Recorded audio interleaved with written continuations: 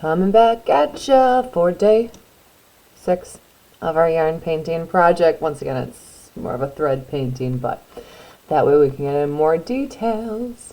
So I'm just going to rewind a little bit from last class and remind you that we want to start with our smaller shapes first. At least that's what I find the easiest, but once again, you do you, whatever works.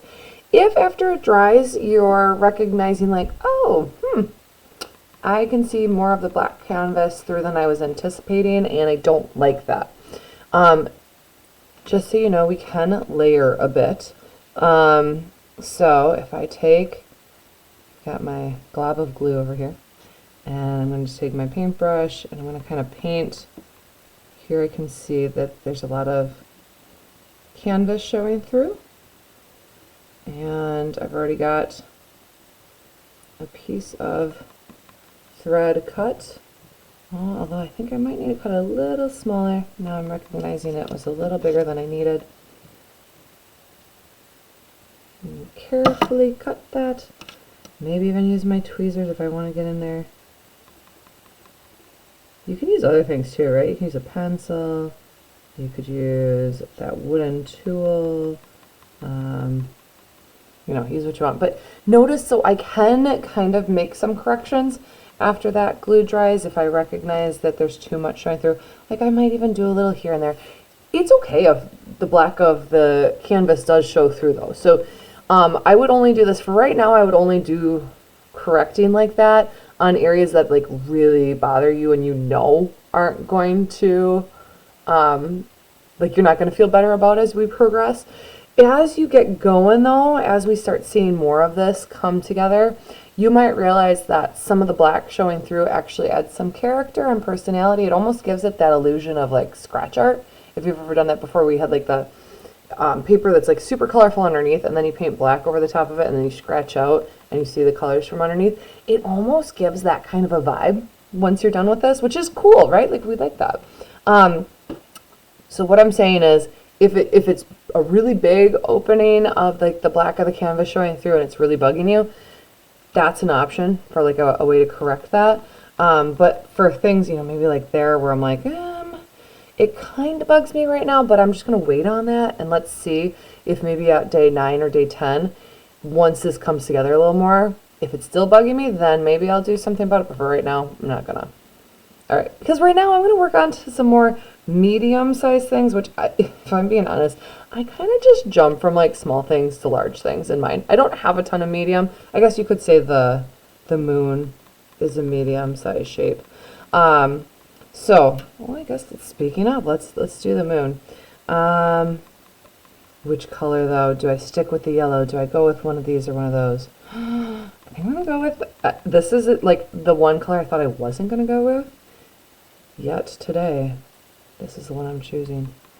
All right, so I'm going to kind of take this. Once and again, if you've got any areas where it's like making a really sharp corner and you know that that's not gonna be easy to glue down, feel free to cut those odd edges out. And then I'm going to take that string. Notice I've pushed those to center to kind of help hold it.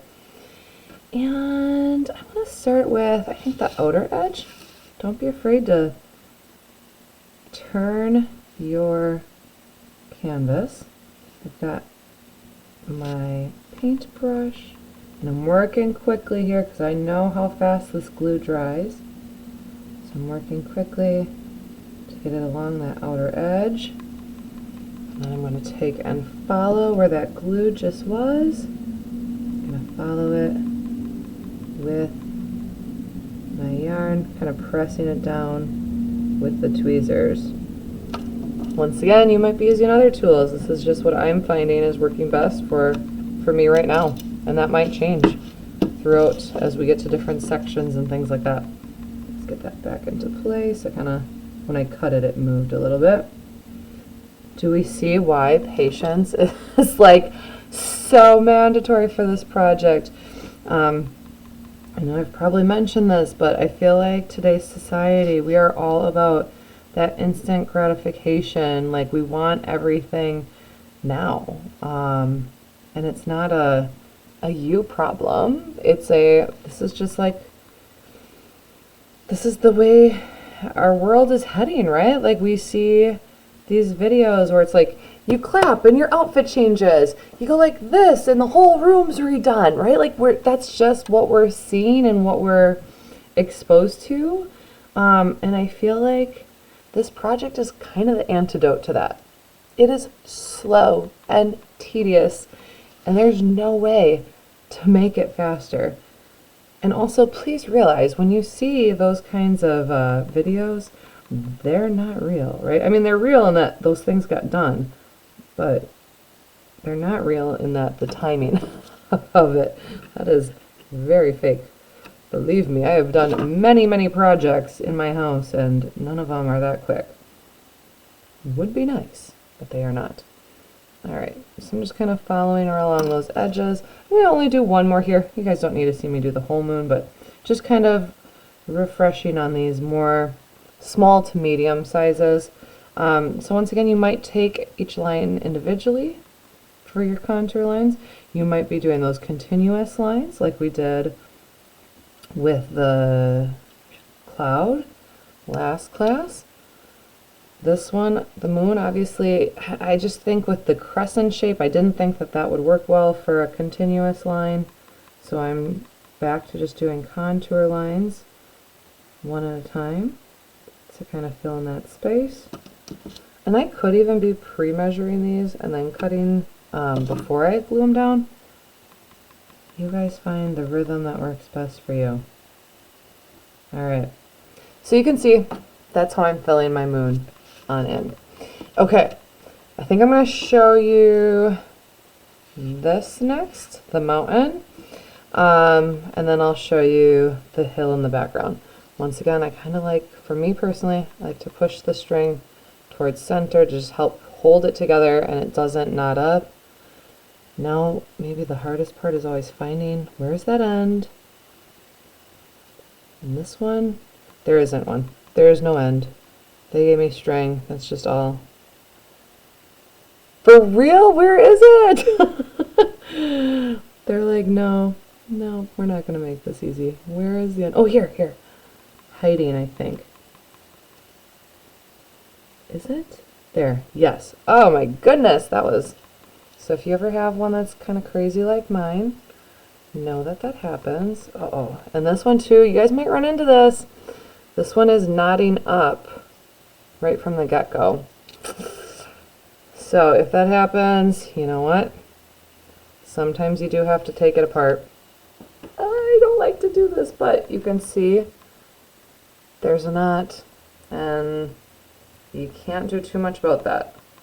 So I'm just going to have to do my best now to keep this from knotting up some more. But even to your teacher, this does happen. Cut off that little end. Okay, so for the mountain, similar to when I did the cloud, except for this is much bigger, I'm going to work from the outside in.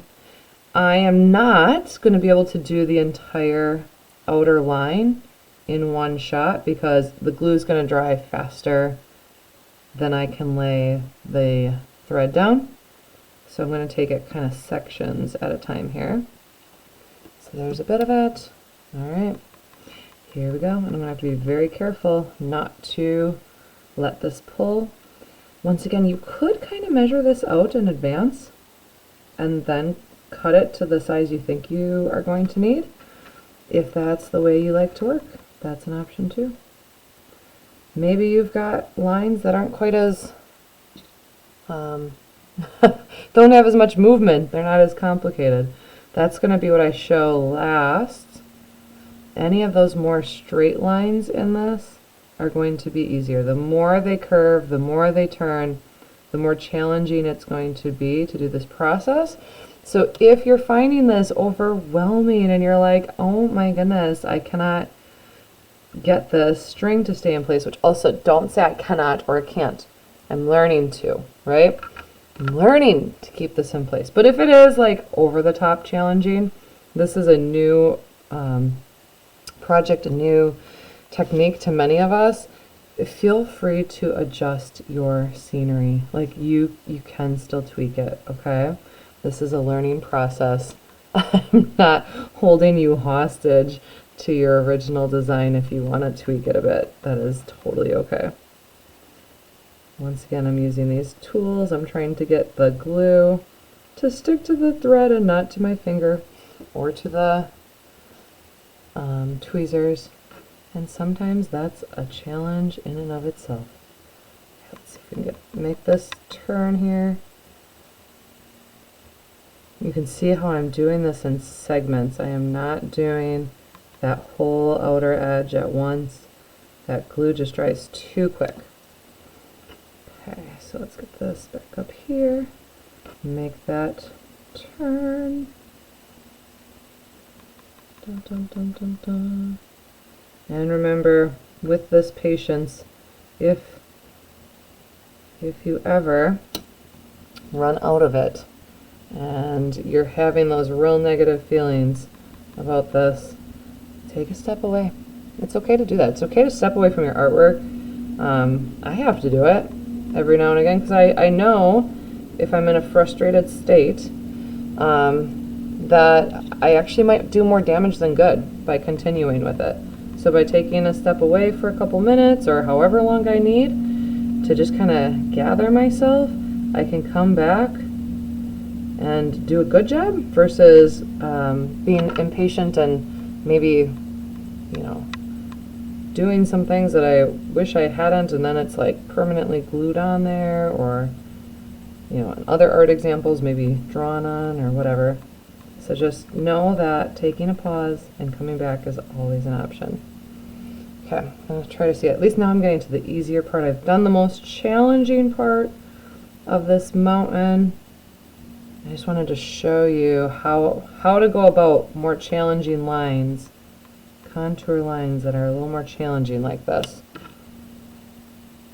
Bum, bum, bum. Hold that there. We're almost to it. The line's moving a little bit. That's okay. All right. Final stretch. And if at any point my glob of glue is kind of diminishing there. So remember, you also have this technique. Try to do a real thin line, and it's always going to be, whoops, and you missed out on what I did. There it is. It's always going to be thicker than if you paint it on. But it does dry clear, so, that's okay. All right. So I've got that first line. Got a little bit at the end I need to still make sure it stays glued down. I could even take some from that pile there. There we go. To make sure that's all glued on. Don't forget to, whenever you're done using this, make sure you do wash your brush. I like to store it right in the case as well. I just think it works a little bit better. So I would continue now, this would be the next row. But also another thing, if this is still wet and you're worried about, like, if you're working right next to it, that it's going to move, the glue dries pretty quick. So maybe, maybe I do a string here and then I come back to the moon. Like, this has already started to firm up. Maybe I come back here and then maybe I come back here and back and forth, or, maybe I'm doing 3 different things at once, so that you're letting that last string kind of dry, move on to another section, and then by the time you come back to that other one, it's already kind of dried in place. Like, you can see this is already pretty good. Like, it's still wet-ish, but it's not moving as easily. Whereas here, I know if I were to work there right now, these areas would still move pretty easily. So kind of keep that in mind too. You can kind of work in sections and jump around. You don't have to stick to the same section the whole time.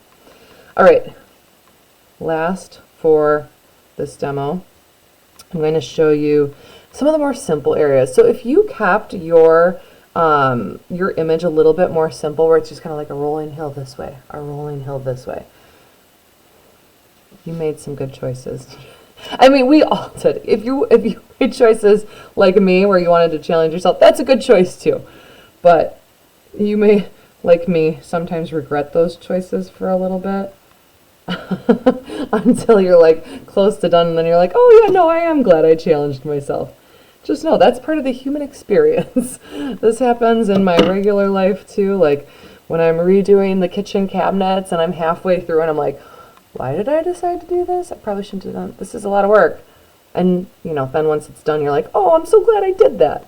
Anyway, so for those more straight lined areas, they do tend to be a little bit easier to make happen. And sometimes I can even pull it if I want it to be a real nice straight line. Pull it like that. I mean, you guys, in comparison to everything else I've shown in the demo so far, that was so much easier, right? Oh my goodness. Anyway, so this one maybe, in these kind of areas where it maybe is a little bit more simple, I could do a few at once, and I could even do, where kind of like, okay, here's how long I want it to be, and so that you're not having to cut it right on the spot and potentially moving the yarn around, you can always have it pre-cut too. Another thing I should mention is when you cut the yarn, although you know what, wow, yeah, I cut that one too short. That's okay, I can always fill that in later. If you end up having it too long, so I guess if you're gonna err on the side of caution, I would say cut it maybe too long rather than too short, like I just did there. I'll just add a little chunk in. It is about 1 millimeter too short, so we'll just add that little guy. Oh, and then it came apart. I will not. This is what happened. I did that. Okay. We'll try that later. But if you have string kind of dangling off the end, let me show you what I'm talking about. Come on. I know the scissors can make it hard to cut sometimes. If you pull the yarn a little tighter, it does make it easier to cut. So there I just made a piece of yarn that I know is going to be too long, because I want to show you what I'm talking about. So from here, maybe I even kind of fill in a little bit that top space from last time. And get that going in here. La la la la. But what I can do is just leave that kind of dangling off the end. And then once it's more dry, I can cut it. Or it is actually, for some people, that's like a style where they have it almost like a fringy edge to their yarn painting. So if you want to try that out, you could do that too, where it's got that fringy end. So up to you. The one thing I would say be careful about this is all the yarn we have. So if you know it's a bigger space, like for example, my mountain here, I would not want to do that because I am already nervous that this isn't going to be enough yarn to just fill that in. So then I don't want to be frivolous with the amount of yarn that I'm putting out there and having that extra, because I might run out and I might need those extra bits for the actual yarn painting itself. Anyway, so we're kind of working to the more medium to big spaces today, or once again, you can kind of hop around and let this area dry while you're working on the next area and moving around the piece. We're on day 6. We've got till day 10. So have fun with this. More than anything, be patient. Remember, this is the antidote to a fast-paced life. This right here, our project. So have fun. Enjoy the process.